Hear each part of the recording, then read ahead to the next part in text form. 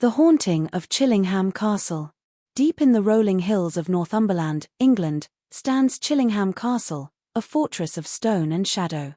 Its ancient walls, weathered by time, hold more than the echoes of history, they cradle the whispers of the dead. Known as one of the most haunted castles in the world, Chillingham's eerie reputation stems from centuries of violence, betrayal, and despair. This is the story of one particularly harrowing night within its cursed halls. The Arrival. Victoria Hill, a renowned historian with a penchant for uncovering the macabre, arrived at Chillingham Castle on a dreary autumn afternoon. The sky was a patchwork of grey clouds, and a biting wind carried the scent of damp earth. She had been granted permission to spend 3 nights alone within the castle's walls, documenting its haunted history for her upcoming book.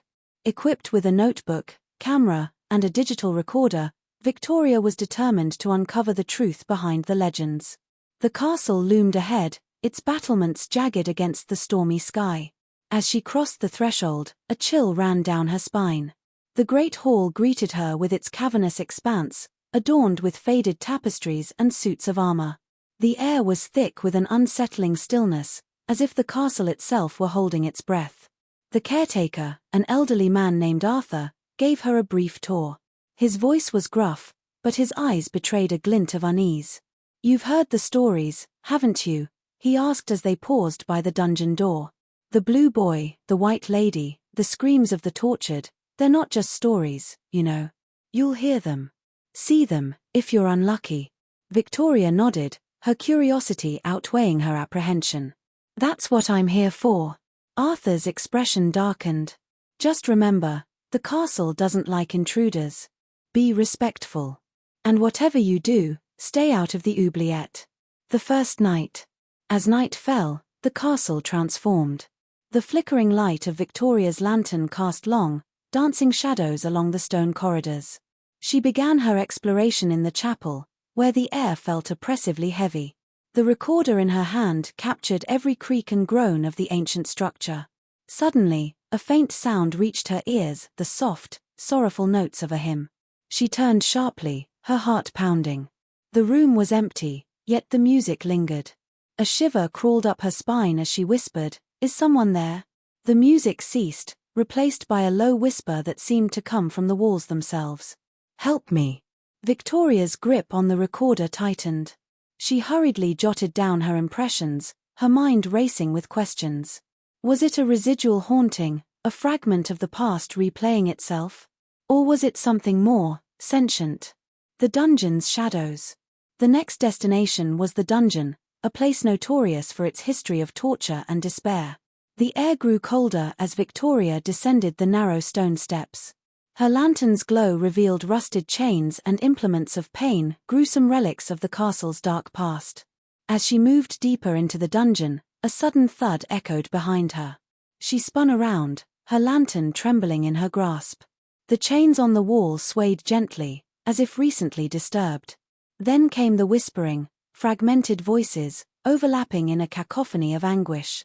"Please, no more. Why won't they stop? Help me escape."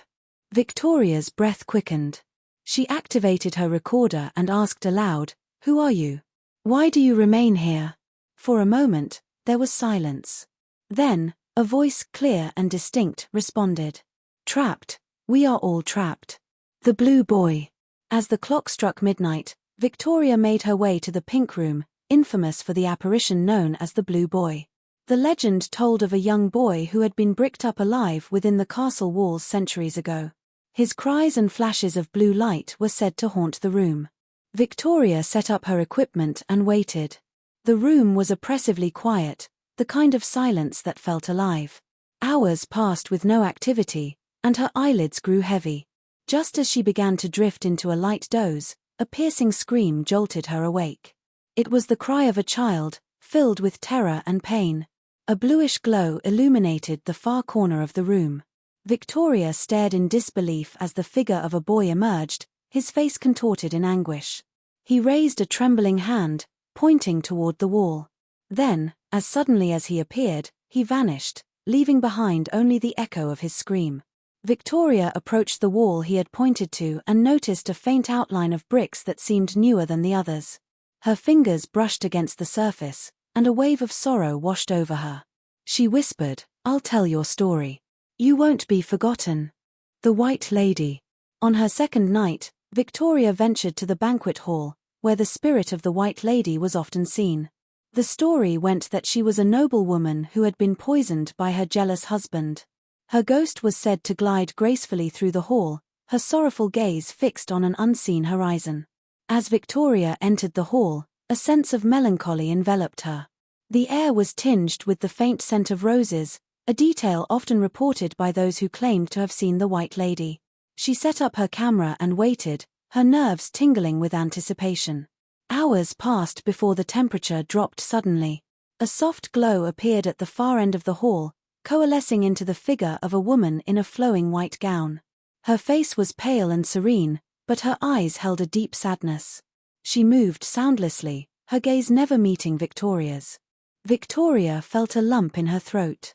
"Who hurt you?" she asked softly. The apparition paused, her form flickering. Then, she raised a hand to her throat and vanished, leaving behind only the faint scent of roses. The oubliette. On the third and final night, Victoria decided to confront the most feared location in Chillingham Castle, the oubliette. The word itself, derived from the French oubli, meaning forgotten, described a pit where prisoners were thrown and left to die. Arthur's warning echoed in her mind, but her determination to uncover the truth outweighed her fear. The oubliette was located in the darkest recess of the dungeon. Victoria lowered her lantern into the pit, revealing jagged stones and a scattering of bones. The air was suffocating, thick with the weight of centuries of suffering. As she peered into the darkness, a hand, cold and skeletal, grasped her ankle. She screamed, stumbling backward, but the hand vanished as quickly as it appeared. The recorder in her pocket crackled to life, emitting distorted voices. "Join us. Never leave." A figure began to emerge from the pit, its form indistinct but radiating malevolence. Victoria's instincts screamed at her to run, but she stood her ground, holding the lantern high. "You don't belong here," she said, her voice trembling but resolute. "You've suffered enough. Let go." The figure paused, its shadowy form wavering. Slowly, it receded into the pit, and the oppressive atmosphere lifted. Victoria collapsed to her knees, her heart pounding. She had faced the darkness and lived to tell the tale. The aftermath. Victoria emerged from Chillingham Castle at dawn, her face pale but resolute. The experience had left her shaken but determined. Her recordings and notes would form the foundation of her most compelling work yet, a testament to the restless spirits that haunted the castle's halls. Though she had left the castle behind, the memories lingered. Late at night, when the wind howled and shadows danced on her walls, she would sometimes hear faint whispers and the distant cry of a child. The spirits of Chillingham Castle had left their mark, a haunting reminder of the thin veil between the living and the dead.